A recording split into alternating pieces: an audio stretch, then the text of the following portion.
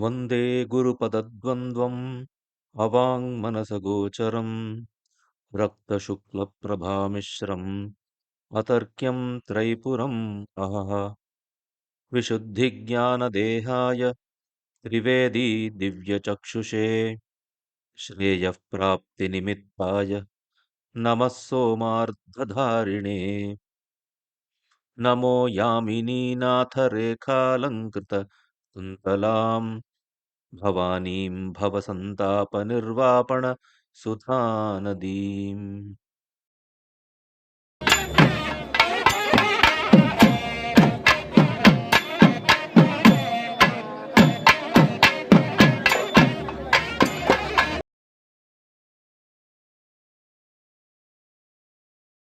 So after completion of the Bali Vidhana, Bhagavan gives in the next sutra, Pradakshina Namaskara Japastotraihi Santoshya. Pradakshina Namaskara Japa Stotraihi Santoshya. Having pleased Ambal through Pradakshina, Namaskara, Japa and Stotras. We will see each of these elements one after the other. Pradakshina. Pradakshina, we all know, is circumambulation, right? Going around the Devata. Now, how many times should we be performing the Pradakshina? Is there a Vidhana there? To answer this question, there is this is a Siddha shloka, no, which we follow. Ajam Aja Isha Shakti Ganapa Bhaskaranam Pradakshine Veda Ardha Chandra Vanni Adri Sankhyaha Sarva Artha Siddhayaha. That is, how many times should Pradakshina be performed? It will depend upon the Devata Visesha. If it is Aja, Aja is Vishnu. If it is Mahavishnu, then the number of times the Pradakshina has to be done is Veda. Veda means 4 times. Isha. Isha is, we all know, Isha is Parameshwara, Shiva. For him, it is Veda Artha, that is 2 times. The Pradakshina is 2 times. Shakti, for Devi, it is Chandra. Chandra means once. There is only, by the Bhuta Sankhya, Chandra means once. So for Devi, the Pradakshina is once. Ganapa, for Ganesha, it is Vanhi. Vanhi means 3 times. Okay. Then Bhaskara, for Surya, it is Adri. Adri means Sapta Kulachala, so 7. So for Vishnu, it is 4 times. For Shiva, it is 2 times. For Devi, it is once. For Ganesha, it is 3. And for Surya, it is 7 times. So these are the Pradakshina Sankhya Vidhi. So these many times we should be performing the Pradakshina. So for Devi, the Pradakshina is only once.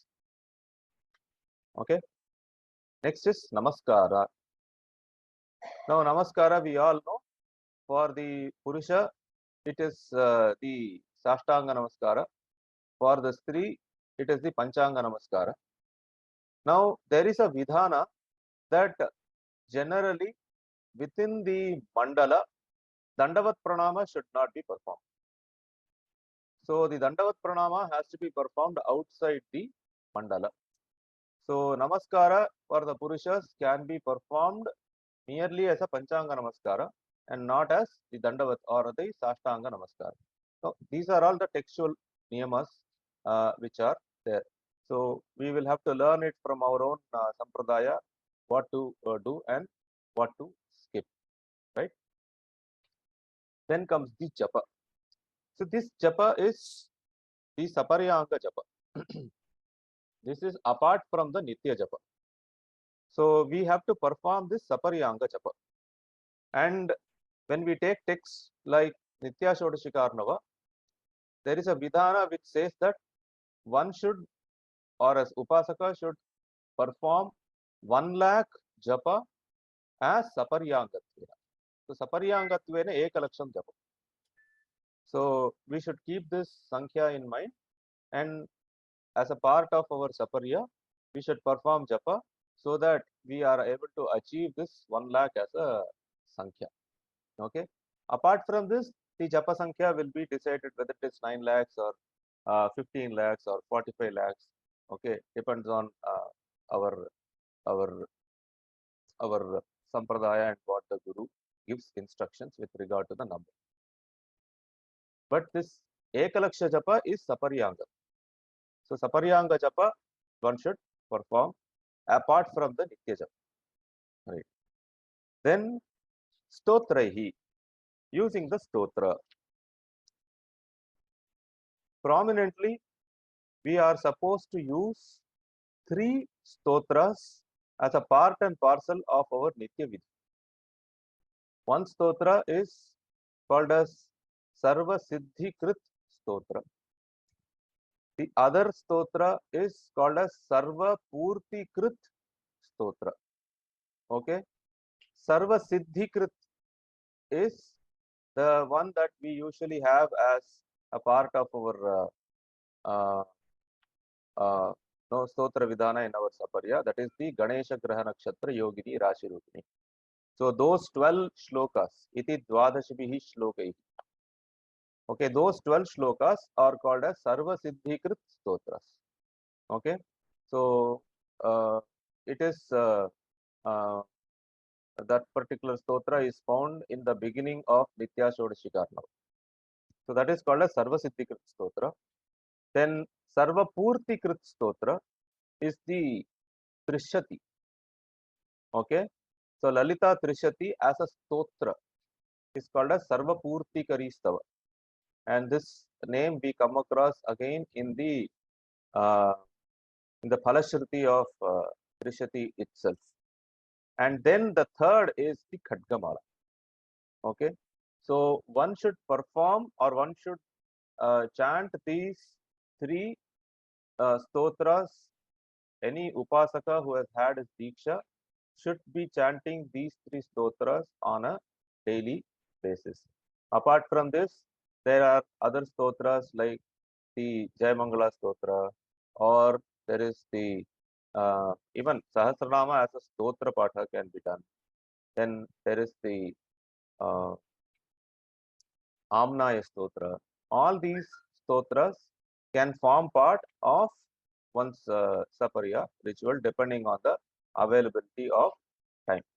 So, Pradakshina, Namaskara, Japa, Stotraihi, Santoshya.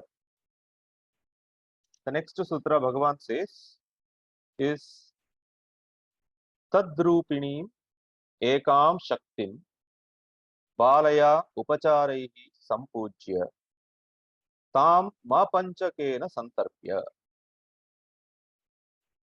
This is the Shakti Puja. Okay. Tadrupini Ekam Shaktim. Tadrupini. Tad Shabda refers to Lalita Mahatripura Sundari. So, Lalita Mahatripura Sundari Rupini Ekam Shaktim. So, we have to invite one Shakti and assume her to be the personification of Devi herself. Tadrupinim Ekam Shaktim. All the upacharas for the Shakti has to be done using the Bala Bija. Balaya. So we use the Bala Bijas and then we do the Dhyana, the upacharas. Okay. So Balaya Upachareki. Tam Sampujya. We worship her. Ma Panchakena Santarpya. And we also satisfy her using the Panchamakaras. Okay. Now this is the Sutrartha. Let us see what is in practice. In practice, if uh, the the person who is performing the sapariya, if he is vivahita and his patni is also dikshita, then in the mandala patra sthapanam itself, next to the atma patra, there will be kept what is called as a Shakti Patra. Okay. Now, in this Shakti Patra, first he has to offer the Visheshargya and ask the Shakti to perform the Tattva Shodhanam. After the Tattva Shodhana is complete, then he has to offer the Upacharas. Now, as a practical tip, you should remember for the Pratyaksha Suvasini, there is no Avahana. After Dhyana, we should directly go to the asana. There is no avahana because having performed the Tattva Shodhana, she herself is the Swarupa of Lalita Mahatriprasthi. Okay, so there is no avahana there per se. Then we complete all the upacharas, and as a part of the upachara, we offer her again the Visheshargya. So the Visheshargya offered earlier was for her Tattva Shodhanam, and then the second time when the Visheshargya is offered, that is the part of her Upachara, okay, as Devi Swarupa, okay, and then Sesha is taken by the Upasaka. So when he offers, the usual shloka that we chant is Alipatram idam Tubhyam diyete pishitanvaham svikritya subhage devi yasho dehi ripunjahi. So then she will do the svikara of the dravya, and a little sesha she will give back to the upasaka or to the to the person, saying that vatsatubhyam maya dattam pita sesham kular kulamrutam tvat shatrunu samharishyami tava abhishtam dadami. Then again the avasishta, okay, or the sesha that the sadhaka receives, he has to drink chanting a mantra, okay, with the bhavana, okay. Adaya cha swayam sakshat adishaktehe mukhambudat galitam paramananda rasasaram pibam. So this is the process, general process when the yajamana or the person who is performing is vivahita. Okay. Now, what if there is no such vivahita stri and he is a single, as he is a bachelor or any other circumstances where you don't have? Then you have to consider whether the suvasini you are inviting is dikshita or not. If she is dikshita, then you follow the same process. If she is not dikshita, then there is no tattva shodhana. Directly we do the upacharas and we offer her the alipatra. So this is the process to be followed. Okay. Then the next sutra. Sishtaihi sardham chidagnau havishesham putva. Sishtaihi sardham chidagnau havishesham putva. Now this is the process of the Samayika or Samayika Puja. Sishtaihi. Acharya does not, or Bhagavan does not use any other term here. He says you should be very, very careful as to whom you are letting into the mandala itself. Because when we take tantras like Paramananda Tantra, it gives a lot of prayaschitta if people who enter the mandala do not follow certain niyamas. Okay, there are niyamas with respect to their dress code and all those things also. Sakunchikitaha, Ushnishinaha, okay, having a headgear or a turban sort of thing, wearing shirts. One should never enter the mandala itself. Okay, so only you should. So we should be very, very careful to whom you are inviting inside the mandala itself. That is one thing you all keep in mind. Okay. So sometimes these are the risks that we run into when we are organizing some public Navavarana pujas, because there it's very, very difficult to control. First of all, whether it should be made into a public spectacle or not, it's a $1,000,000 question which I don't want to answer now. Personally, this is an Antaranga puja. Okay. So having said that, even when we are doing it in our own house, we should be careful whom we are letting inside the mandala.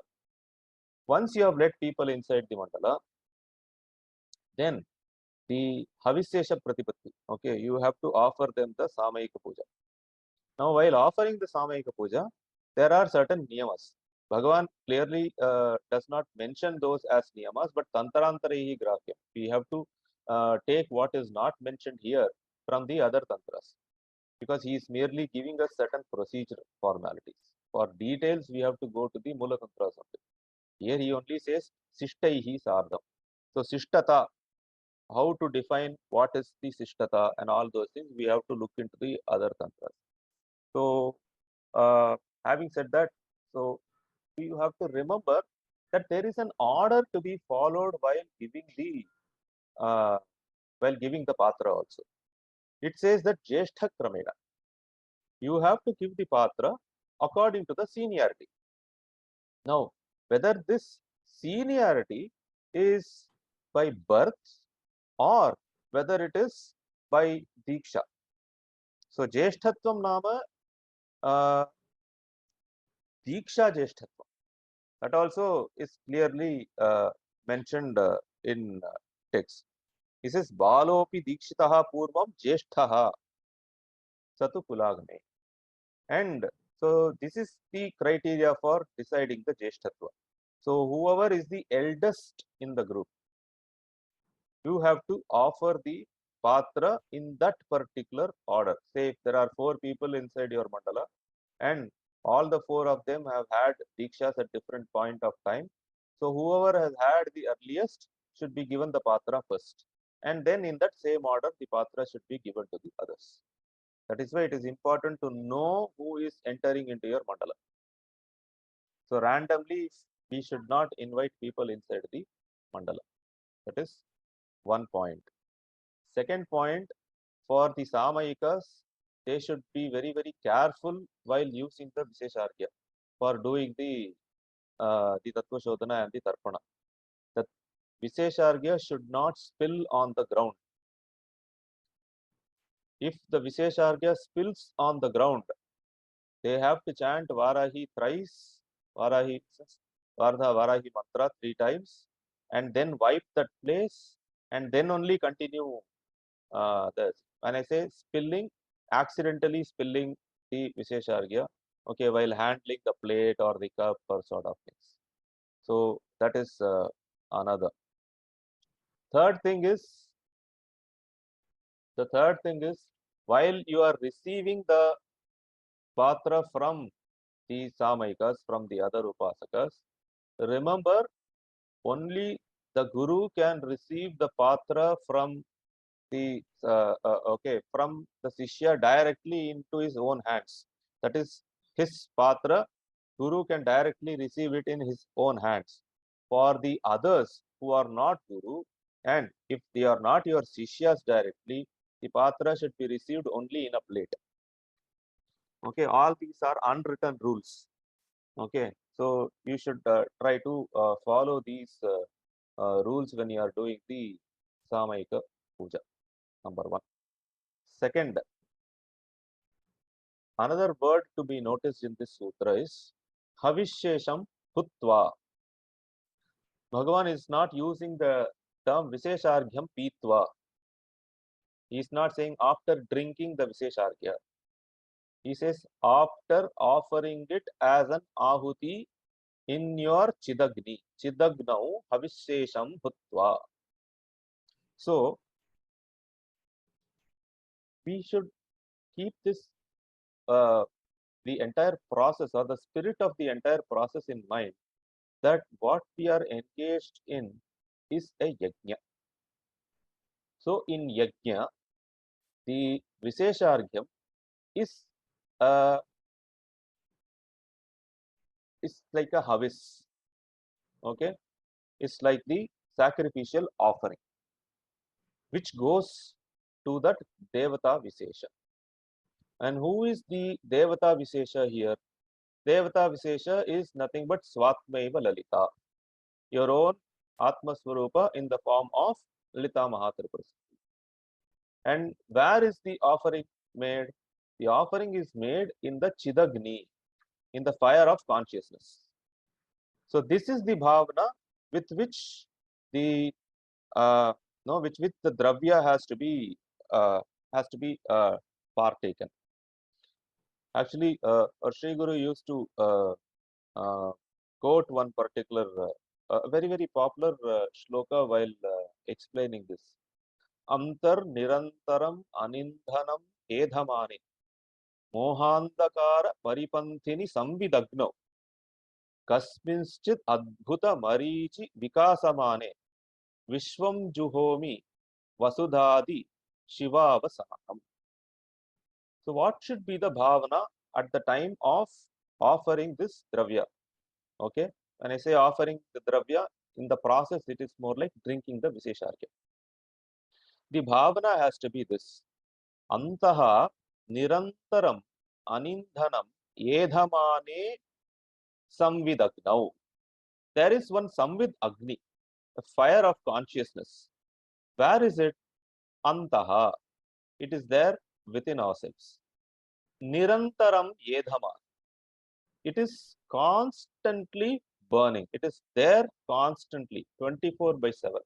There is no particular point of time when we are bereft of our consciousness or okay of our essential nature of being awareness itself. Antaha Nirantaram Anindhanam. And there is no indhana like the other fire which will require a firewood or things. For this Agni to burn, there is no requirement for any indhana, okay, any fuel. Anindhanam Edhamani. Mohandakara Paripanthini. And the speciality of this Chidagni is that it is Moha Andhakara Paripanthi. It is that which will remove the darkness of Moha, the darkness of our ignorance, ignorance about our own true self. Mohandhakara Paripanthini Samvidagnav Kasminschit Adbhuta Marichi. In that fire of consciousness, in some flame which is inexplicable. Kasminschit Adbhuta Marichi. Marichi means that spark. Okay. So in some flame or some spark, okay, which is inexplicable, Vishwam Juhomi. I am offering this entire prapancha. Vasudhadi Shiva Avasanam. Starting from Vasudha till the Shiva Tattva. All is offered into the fire of consciousness. In the sense, all the 36 tattvas are manifestation of Atma Swarupa. With this particular bhavana, we have to offer this this Visheshargya, or we have to partake this Visheshargya. Now, why is the Visheshargya being partaken? Because when Visheshargya is partaken, Kuladravyam Savashritya Manaha Nischalatam Naye. Once you partake the Kuladravya or the Visheshargya, Manaha Nischalatam Naye. The mind is taken, or it is raised to a state where there is no chalana, there is no vikshepa or vritti vikshepa. And only when we have a nischala mana, we will be able to focus or concentrate on the bhavartha of the mantra or bhavartha of the tattva of the devata. That is why it says, Ayam sarvottamaha dharmaha kaulamargaha maheshwari asidhara vratasamaha manaha nischala hetukaha. Tatra samyata chittatvam sarvathahi ati dushkaram. So to get this nischala mana, one has to partake this Visheshargya. Now, next is the question. What should be the Visheshargya? Can the Visheshargya be the Prathama Dravya, the Sakshat Prathama Dravya itself, okay, which is the Madhu, or the Anukalpa Dravyas? What we are using is the Anukalpa Dravya only. We are not using the Sakshat Prathama Dravya itself.